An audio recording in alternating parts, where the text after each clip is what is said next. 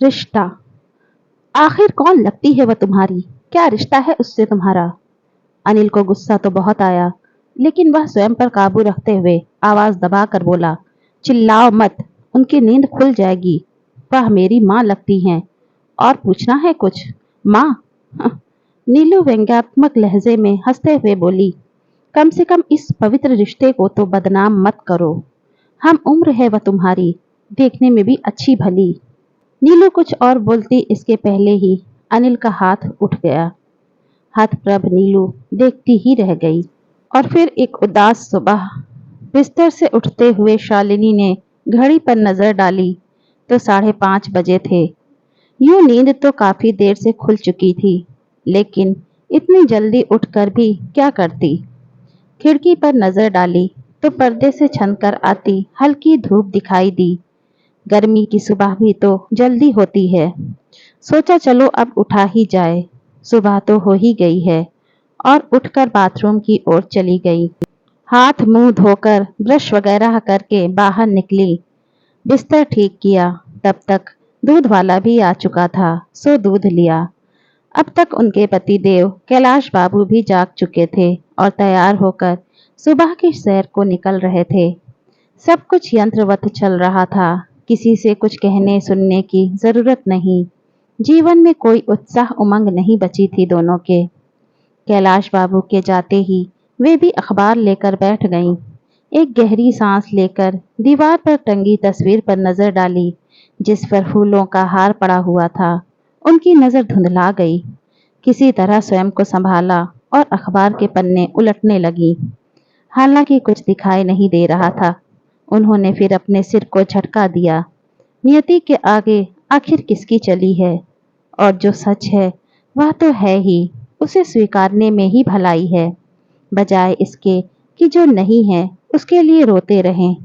और उन्होंने बगीचे की ओर रुख किया, कुछ साफ सफाई की, सूखी पत्तियां झाड़ी, लताएं जो गिर रही थीं उन्हें सहारा दिया।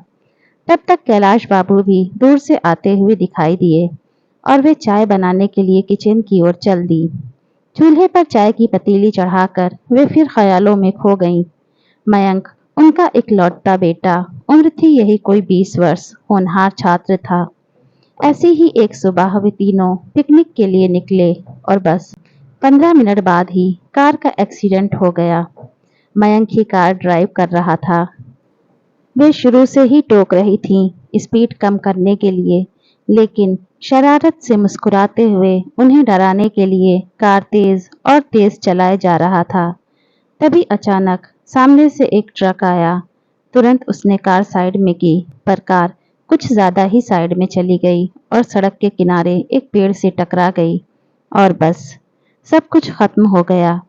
हालांकि मयंक को तुरंत अस्पताल ले जाया गया, लेकिन फिर भी वह बच न सका।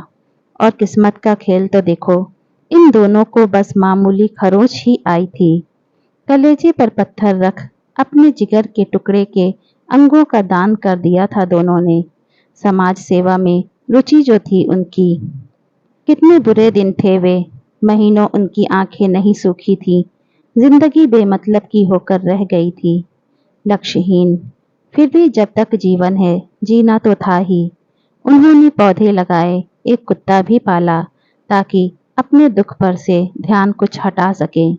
लेकिन वह कोई छोटी मोटी दुख तो थी नहीं कि ध्यान हट जाता। यह तो दुख का महासागर था, जो रह रहकर हिलोरे मारता था। ईश्वर को भी इस उम्र में यह दुख देना था, जब वे न इधर के थे न उधर के, मझधार में थे, 40-45 के बीच की उम्र के। फिर भी समय सबसे बड़ा मरहम होता है, जो जख्मों को भर ही देता है। चाय उफन कर ऊपर आ रही थी। शालिनी की तंद्रा टूटी और झट गैस ऑफ कर चाय छान कर उन्होंने ट्रे में रखी और आ गई बाहर कैलाश बाबू के पास, जो वहीं लॉन में बैठे अखबार पढ़ रहे थे। इतना बड़ा मकान है और वे सिर्फ दो। बनवाते वक्त तो सोचा था कि मयंक की शादी होगी, बहू आएगी, पोते पोतियों से घर भरा रहेगा, और इस कारण भी बनवा लिया था कि बेटे को बाद में परेशान न होना पड़े। और अब तो इतने बड़े घर की साफ सफाई ही महंगी पड़ गई है। इतनी धूल जमती है कि बस पूछते जाओ वह जमती जाएगी। वैसे कभी कभी उन्हें धूल का जमना भी अच्छा लगता है। कम से कम एक काम तो मिल जाता है। वरना करें क्या, घर तो जैसा का तैसा व्यवस्थित रहता है। कोई भी चीज अपनी जगह से हिलती नहीं जब तक कि वे ना उठाएं। मयंक था तो कितना बखेड़ा किए रहता था। कहीं बल्ला पड़ा है तो कहीं गेंद, कहीं स्केट्स। जूते मोजे तो सारे घर में पड़े मिलते थे उसके। और कपड़े तो पूछो ही मत। कितना शौक था उसे पहनने ओढ़ने का। दिन भर उसकी चीजों को समेटने में ही वक्त बीत जाता था।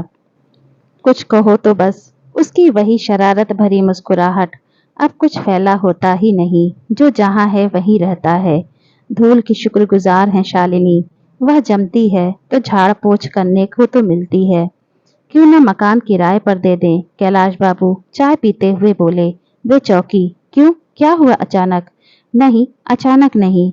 कई दिनों से सोच रहा हूँ। इतना बड़ा 2 मंजिला मकान है, सूना पड़ा रहता है। ऊपर वाला हिस्सा किराए पर उठा दे तो कैसा रहेगा? किराएदार रहेंगे तो थोड़ी चहल पहल रहेगी, सुरक्षा की दृष्टि से भी ठीक रहेगा। हम दोनों ही रहते हैं, रात बेरात कोई कष्ट हो तो सहारा रहेगा। कहीं आना जाना हो तो घर सूना तो नहीं रहेगा, वे बोले। वे बात कर ही रहे थे कि गेट खुलने की आवाज आई। लगभग 35 वर्षीय एक आकर्षक व्यक्ति दिखाई दिया। अंदर आकर उसने सलीके से गेट फिर से बंद कर दिया और उन दोनों के सामने आकर अभिवादन करते हुए खड़ा हो गया। उन्होंने भी उसे कुर्सी पर बैठने का संकेत किया। वह कुर्सी पर बैठते हुए बोला, मैं अनिल शर्मा हूँ, एक कंपनी में एग्जीक्यूटिव हूँ। आपका मकान किराए पर लेना चाहता हूँ। दोनों एक साथ पहले तो चौंके, फिर कैलाश बाबू बोले, आपको किसने बताया कि हमारा मकान खाली है और हम उसे किराए पर देना चाहते हैं? जी मैं इधर से अक्सर गुजरता हूँ, आपका मकान देखा, लोकेशन अच्छी लगी, इसीलिए पूछ लिया।